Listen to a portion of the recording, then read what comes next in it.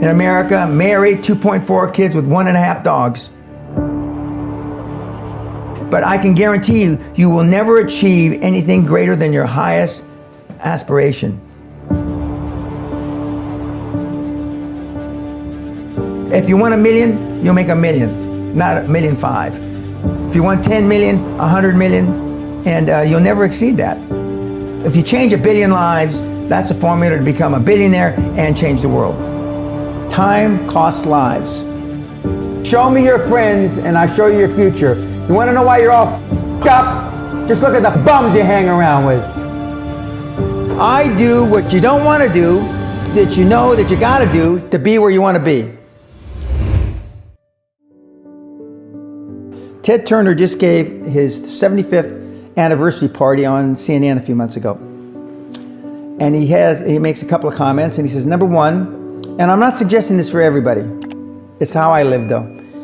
First 10 years of my starting CNN, I slept on my couch. I didn't have an apartment. Bill Gates slept in the office. Steve Jobs slept in the office.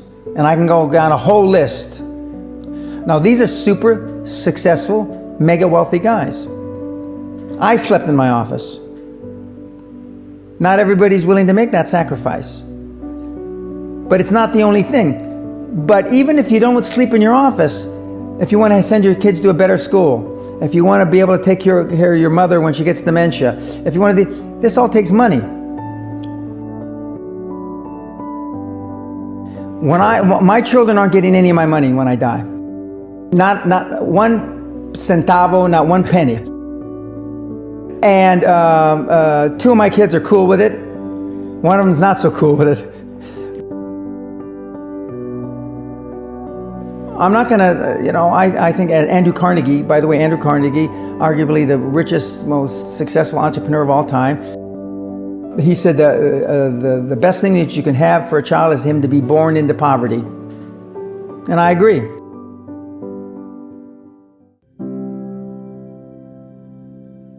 Lack of self-esteem, lack of self-worth. Now they think they have self-worth. They think because they've made a few bucks. But in actuality, and when they measure it against the other 8, 10, 12 people sitting around the table, they realize, or they start to question, hell, maybe I was just lucky. Now, all of us, when you're only a one-trick guy or gal, think, was I lucky? Now, I've done it so many times, I know I wasn't lucky. I might have been lucky the first time, but I haven't been lucky the 15, 20, 40, 50, I know that. Okay. But maybe I was lucky the first time. But my life changed when I was pretty much a haphazard kid, got in a lot of trouble, got arrested 4 or 5 times, thrown in jail, and this was when my dad's a cop. But then I volunteered for the draft in 1966 at the height of the Vietnam War, and I went to OCS, and that changed my life because it was the really first real high performance thing that I could measure myself against with other people. 2/3 of all Fortune 500 CEOs have one thing in common: military background. Really? 2/3 of those 2/3 have something else: martial arts. What do you learn in martial arts, Brian? Discipline, focus.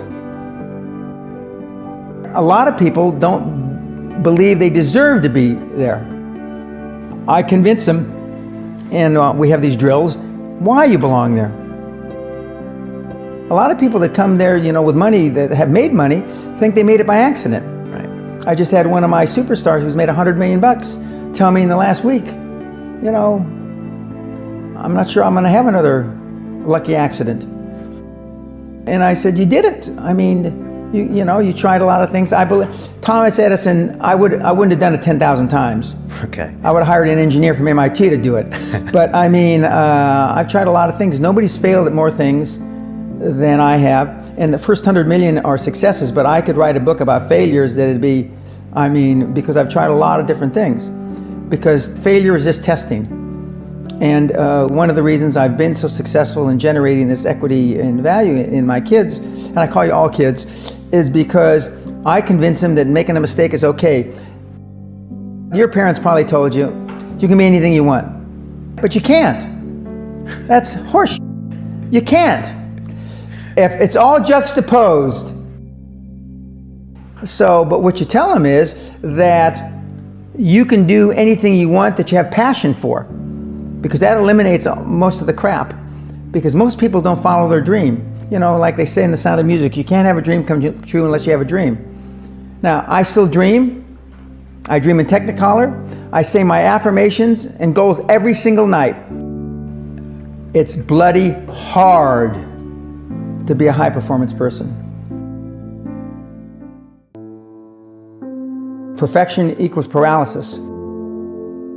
If you left it to engineers, no car would ever come off the assembly line. No car would ever come off the assembly line. And I've been in business with enough engineers, I can attest to that with my hand on my heart. They'd still be trying to make it better. And the internet business is very much the same. The internet kids want to test and test and test, and they want the landing page to be this. Roll it out. The great thing about the internet is your results are instantaneous. If something that I'm overseeing at Concord level, 60,000 feet, doesn't work in 2 days, forget about it, move on. And today at our meeting, now the young kids are, we ran it 3 days, sir, and we closed it down. And they are thinking I'm going to ask why. I said, no, that's fine, next. Because without them making mistakes and without them being allowed to make the decision, they never get any better. And in 95% of the time, I know probably better than they do. We're never going to be able to know everything or have them know everything unless they make some mistakes and get comfortable with making mistakes. What gets measured gets accomplished. Without measurement, you're just fooling yourself. Before I had any money, I used to go to the Rolls-Royce dealers and sit in the cars and smell the leather, touch the leather, okay? I went to $1 million houses, and my wife and I would walk through the house, and they'd say, when are your parents getting here, kids? No, we are the buyers. Practice within when you're without. Practice being successful. How many people listening to this today practice being successful today?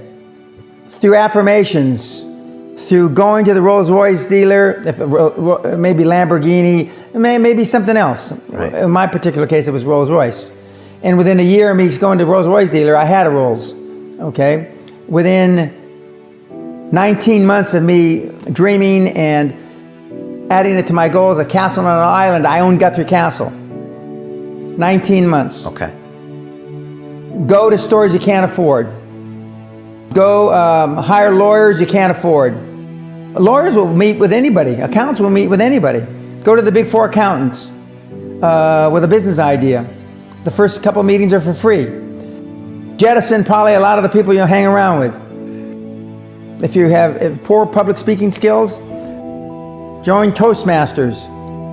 Do these. If you went to a good school and you're not successful, go to the alumni deals. Okay?